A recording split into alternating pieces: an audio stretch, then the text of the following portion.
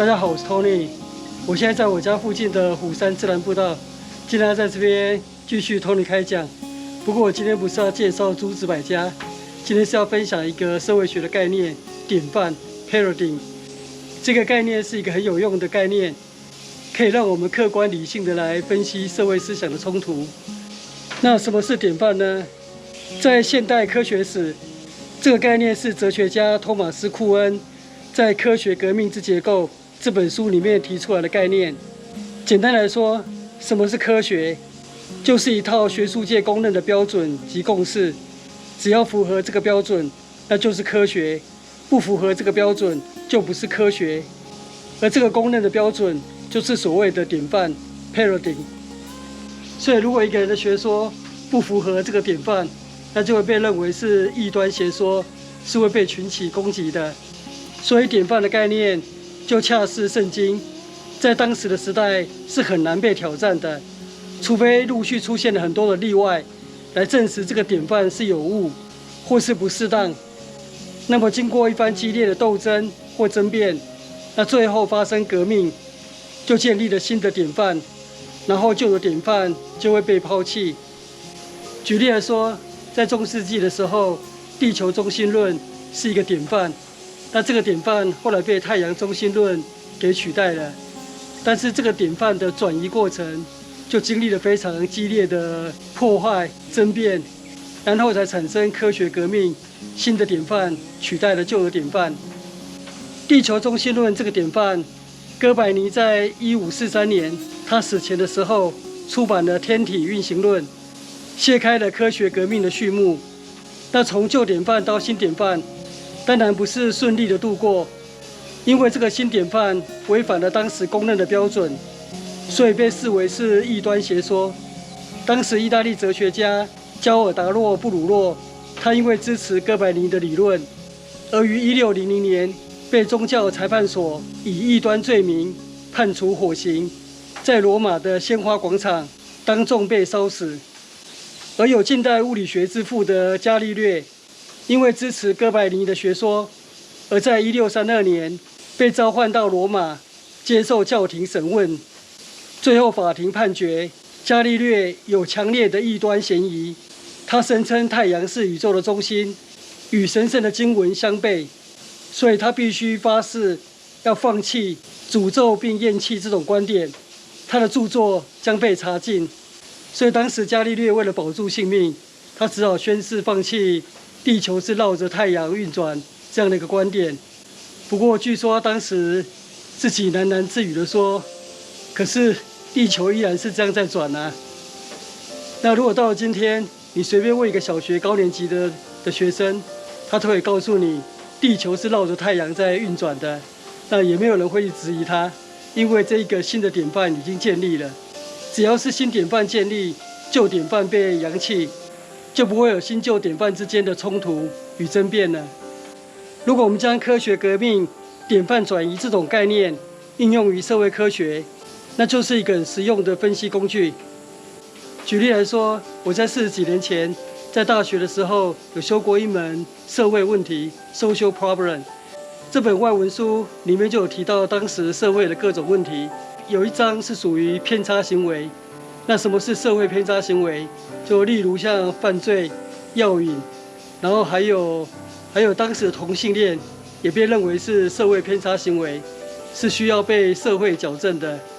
可是40年之后，那我们看到美国、看到台湾都已经通过同性婚姻的法律，那这就表示一个新的典范正在形成。那但是这个新的典范并没有完全取代旧的典范，而是属于典范在转换中，在转型中。所以当然你就可以看到一些旧典范跟新典范互相的冲突，甚至彼此的批评。所以也因为新的典范它并不是完全建立，旧的典范并没有完全被抛弃，所以我们可以看到现在很多同性恋者他不敢公开出柜，他必须偷偷摸摸的恋爱。那这就是在新旧典范之间在转型中，那必然会遭遇到的问题。所以社会思想的典范转移绝对不是一朝一夕可以转型完成的，可能要几十年，甚至要长达100年以上。举例来说，台湾社会的中国认同到台湾认同的典范转移，就是这样的一个漫长的过程。而现在仍处于典范转移中，所以你会看到很多的冲突与争辩。大家听到这里，不要以为我现在是想谈政治了，不是。作为一个社会科学的知识分子，那我们在分析社会现象的时候，那一定会抽离个人本身的好恶或是政治立场，那理性客观地进行一些社会分析。那台湾的中国认同到台湾认同，就是一个典范的转移，所以是一个蛮好的一个例子，可以跟大家分享。因为以我的年纪，就是亲眼见到这个转移的开始，然后到现在进行到应该已经过中场了，但是还没有到尾声。那大家不妨就用理性的态度来听听看，社会思想的典范转移，其实不是每个人一辈子都有机会看到的。例如在中国古代三纲五伦的时代，可能有人一辈子就是奉行这种典范，而且是心悦诚服，父教子，子教孙，哪是你们现在人所批评的？这是吃人的礼教，这是被帝王奴化的思想。在当时，就是帝王也必须遵守三纲五伦这个典范，作为天下的表率。所以我觉得，一个人如果这辈子有机会看到一次社会思想的典范转移，那我会觉得这是很特别的人生经验。我今年64岁，像我这样年龄的人，我们小学的时候，那作业本的背面都会有一副对联，那写什么呢？做一个活活泼泼的好学生，当一个堂堂正正的中国人。